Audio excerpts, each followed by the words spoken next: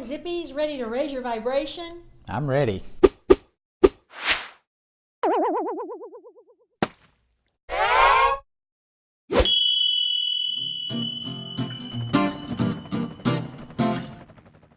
Let's do it. We all hear how important it is to be positive. Have a positive attitude, a sunny disposition, the power of positive thinking. Stay positive. Don't worry, be happy. Is that always easy to do? No, not at all. We all struggle with that from time to time, and even making this video, we've had some technical difficulties, so we just have to grin and keep on going sometimes. Grin and bear the eye storage problem. Sometimes when things are really going wrong, and we're not talking about little problems like making a video, but big things in your life are going wrong, it's a lot harder to just talk about snapping your fingers and being positive than doing it. It's easy to be positive when things are going well, but how do you get through the struggles in life quickly when things aren't going well? When your spouse just left you, or the mortgage payment's due and maybe you don't have the money for it, or your dog is at the vet and things are not going well there, or your boss is writing you up for something. There's a number of things that can go wrong in anybody's life in the day-to-day. Is there an instruction manual on how to stay positive all the time, and why is that important to anyway? It's very important to have positive thoughts as opposed to negative thoughts. And the reason for that is when you're having positive thoughts, you're attracting positive things into your life. When you're having negative thoughts, you're attracting negative things into your life. And I know what you're all thinking now is like, oh my goodness, I didn't realize that every little negative thought was bringing all this negative stuff to me. The good news is having positive thoughts brings things to you positively very quickly. Having negative thoughts, you have to maintain that negative thought for much longer in order for that to attract negative things into your life. So you can have a negative thought without it impacting any physical things happening to your life, as long as you don't hold on to that thought. The quicker we can move past those negative thoughts and into positive thoughts, the better off we'll all be. The way I've learned how to quickly move through life struggles and not dwell on it, and to replace negative thoughts with positive thoughts, is to first identify that I'm having negative thoughts. That requires being a self-witness, and that requires a lot of practice. It really does. So for me, I'll notice, wow, I've had this negative thought. And one of the things I ask myself is, how long have I had that negative thought? And I'm a little bit ashamed sometimes, like, wow, Holly, you've really been dwelling on that for quite some time now. So to not only notice that you're having a negative thought and think about how long you've been having it. What I want to do is replace that negative thought with a positive thought. And I attempt to do that, and sometimes unsuccessfully, because sometimes I actually replace a negative thought with another negative thought.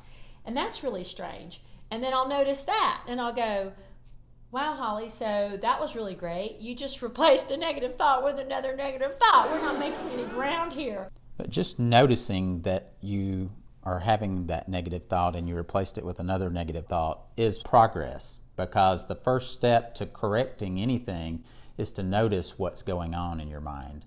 A lot of you, probably including myself at times, you don't even notice that you're replacing one negative thought with another negative thought. You're not conscious of what you're thinking about. So the first step is to actually, like Holly said, be conscious of what you're thinking. And so the fact that you were thinking, I'm replacing a negative thought with another negative thought, was progress, because that was in itself recognizing what you're thinking about. And it comes with practice.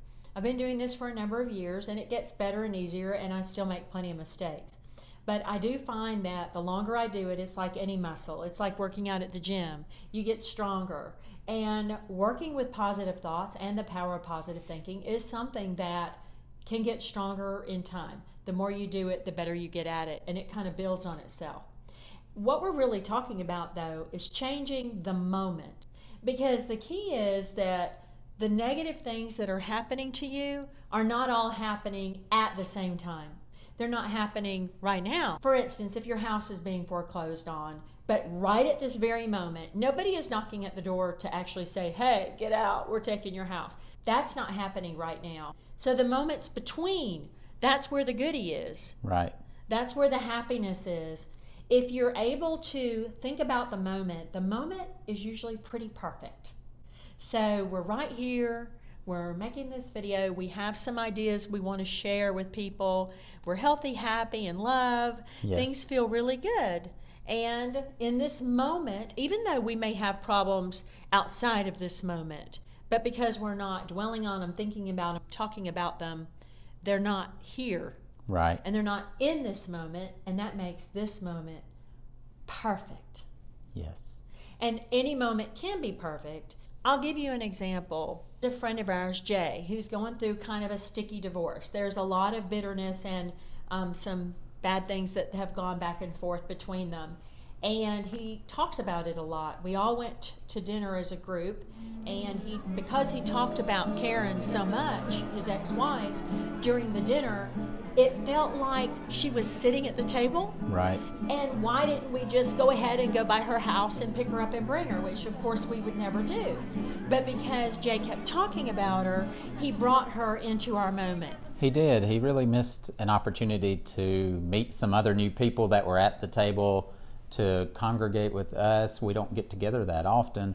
It felt bad. He was unable to put it down. And so that's really what we're talking about here. If Jay had been able to put that away for the moment, because it wasn't happening to him at that moment, then he could have enjoyed that dinner and made space in his life for positive things to come in, because you have to take a break when you can. When it's not happening to you at that moment, you've got to be able to take a break from it, put it down, and bring positive things into your life. Even if it feels like you're faking it at first, it doesn't matter. Fake it till you make it. Fake it. Fake it, and it will change. There is something about putting on a game face. It actually will make you feel better, and it'll make people around you feel better. Since we were talking about Jay, we'll talk about divorce for a minute. When you're going through a divorce, that's a time when you have a lot of waiting. So like a lawyer asks you a question in an email or on a phone call, and you have to answer it. You contemplate the answer, the situation, what you're going to do, and you come up with your plan, your answer, and you throw it back over. And then you're going to hear back. And the time between sending over your response and hearing back is the time it is to put it down. Let it rest, let it lie. Let it lie. That means not calling everybody you know and recanting every aspect of it. That means not rereading your email, their email, not rereading them. That means not sitting around and thinking about it. That means not thinking about it, not doing anything about it, literally putting it down until you get back that answer. Because unless you are in a position to contemplate a decision or make a decision, mm-hmm. or have to come up with some sort of response. If no action is required in this moment, then this moment could be perfect, unless you're going to allow yourself to keep thinking about it. Right. And it's the same thing with a medical test. So you have something physically wrong with you. You go to the doctor and they say, oh yes, we suspect these 3 things. We're going to run these tests. The space between you run the test and you get the answer, that space can be perfect. Because you've already done what you needed to do. You went to the doctor, you had the test, and now you're just waiting. And when you're waiting, that could be good time. Every moment can be a good time. There's no reason to not make every moment as perfect as it can. There's very few moments that you're actually dealing with the problem, but that thing's actually happening. Which means there's more moments for you to be positive. There's a lot more space in your life where you can be positive than negative. There are times where you have to deal with the negative, but as Holly said, you deal with it, you move on, you're back positive again, creating more positive things to come into your life.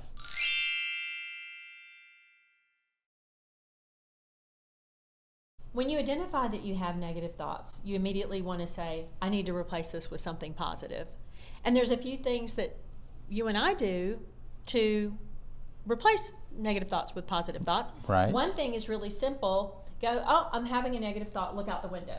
So look out the window and you might notice the trees are rolling in the breeze. I don't think anything else can put you in the moment than actually looking at a tree. Right. Looking up into a tree canopy. Nature is perfect. Nature is perfect, and it doesn't require any thought to experience it. Right. Whereas anything man-made does. require thought to experience it, but nature does not. If you constantly are thinking negative thoughts and you're having difficulty getting out of that, you might want to do something very purposeful, like get out a piece of paper and write 3 good things that happened that day. It could be something tiny, like I saw a cute squirrel. It doesn't have to be something monumental. Sure. Or we finished a project at work. Yeah. Or a really good friend sent me a postcard and that really thrilled me, made me excited. Think about those types of things, or things you're grateful for. Gratitude is really important. Another way is exercise. Exercise is a great way. I love using exercise when I get home from work. If I've had a stressful day, for whatever reason, whatever's going on, running is my thing. So I like to get out on the track and get going on that run. Sometimes the first mile may be harder than the next 5, but if you're a runner, then you know those things. You know that first mile can be the toughest, but once you get past that, you're kind of in a groove and it just feels great. It's just you, the track, and your thoughts, and somehow your negative thoughts just completely disappear and everything becomes more positive and you just start to feel good. You're in a groove and you're exercising, you can feel yourself breathing, your muscles working, and problems just start to disappear. And then even after the run, I feel so much better after a run. It just feels great, and I'm so glad that I got that run in, and I never regret having run. No matter how short of a run it was or how long of a run it was, it's always a great experience. Now, exercise can be anything. I hear all of you non-runners out there, no, that's not going to work for me. Well, whether it's weightlifting, whether it's playing some tennis, throwing a ball around the yard, whatever you like to do. We love to play tennis, and that's a great outlet for us as a couple. So there's so many exercises for you to do out there that are good stress relief and are going to bring more positive vibes into your life. I have never heard anybody stepping off the tennis court or walking out of the gym who said, "Oh, I wished I hadn't done that. I regret that." Right. There's no such thing. It's not going to happen. Not going to happen because it always feels great and it raises your vibration. Some problems are harder than others. There are times when someone has been really mean to you. You might be dealing in a really vicious divorce. None of them are great and fun, but some of them are more vicious than others. You may be being attacked at work by someone. You may be dealing with a client that lied to you. There's a number of things that could involve a person that you genuinely feel like they have wronged you. In that case, it's not just negative thoughts, it's actually pain and hurt and a little bit of heartache, and you've got your feelings hurt. The best way that I deal with those types of situations is forgiveness. Right. Trying to find a way to forgive. Forgiveness is a wonderful thing. It connects you with that other person in a way that is hard to describe, because forgiveness not only forgives that person, whether you tell them or not, if you just forgive them in your heart, somehow the universe knows, and that other person will know that in your heart you have forgiven them for whatever has happened, and it almost immediately erases the negative vibes that you have between you.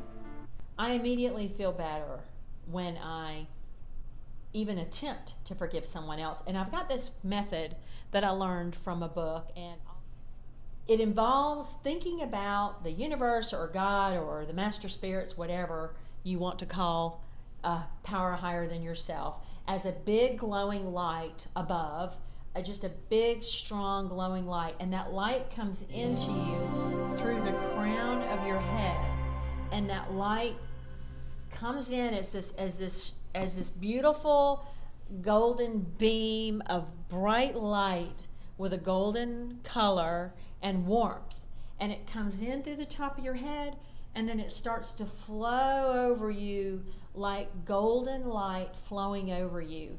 And you imagine that, and when you get that vision of yourself kind of being bathed in that beam of light from above, and you can start to even feel warm from it. And when you get that kind of fixed on that feeling, Then you picture that beam arched over, still connected to the sky, but arched over from you and connecting you to the person you're having a problem with. And I have actually done this with a handful of times when I had conflicts with people. And it was absolutely amazing how it worked, how it immediately made me feel better. But even in interacting with those people, a few weeks later, I noticed that they had changed their attitude toward me, had improved. And I was thinking, gosh, have they been working on this too? Right. That's amazing. I can feel the emotion when you describe that process, and it is amazing. That may be one of the best exercises of all, and I love that. And I love that it changes the vibration between you and the other person, and that's the whole point of the positive connectivity between you and that person, and you really are connected in that moment, and all is forgiven, and you're both going to see positive changes in your life by performing that exercise. If you're fighting with your ex-spouse over a divorce, regardless of what's going on, and you're constantly spinning your wheels and thinking about it, just constantly, nonstop thinking about it, talking about it, and then guess what? Something else happens. And that other thing could be you lose your job. Now you've lost your job and your spouse, and that's what you keep telling yourself. Oh, I've lost my job and my spouse. But actually those two things are not happening at the same time. But because you weren't willing to put down the first thing, now you're picking up the second thing. Right. And then that same week, your car doesn't start. And you're like, oh, great, I don't have a job. My wife left me and my car won't start. And now you've got boom, boom, boom. Now you're carrying around three things. So another reason that it's really important to deal with an issue at hand and move on quickly is so that you're prepared for the next thing that can happen. Right.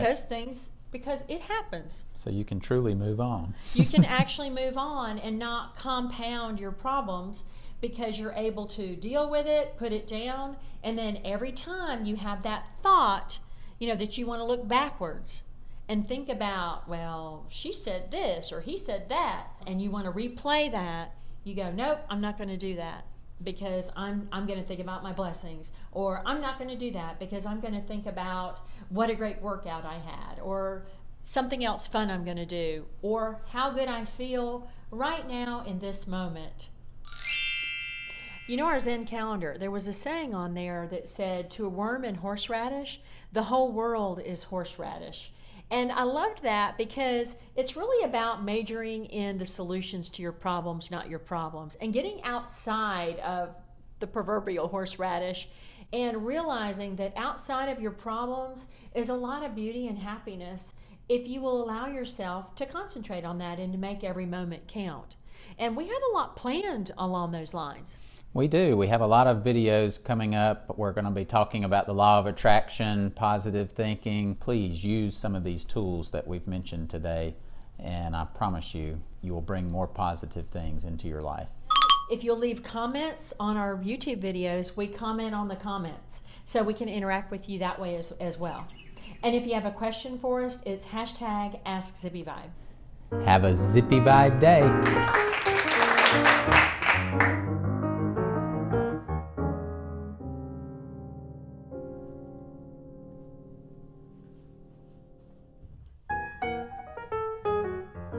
Alternate ending. To raise your vibration. Yeah. I don't know if that's going in or not. I don't know. We'll see. Probably not.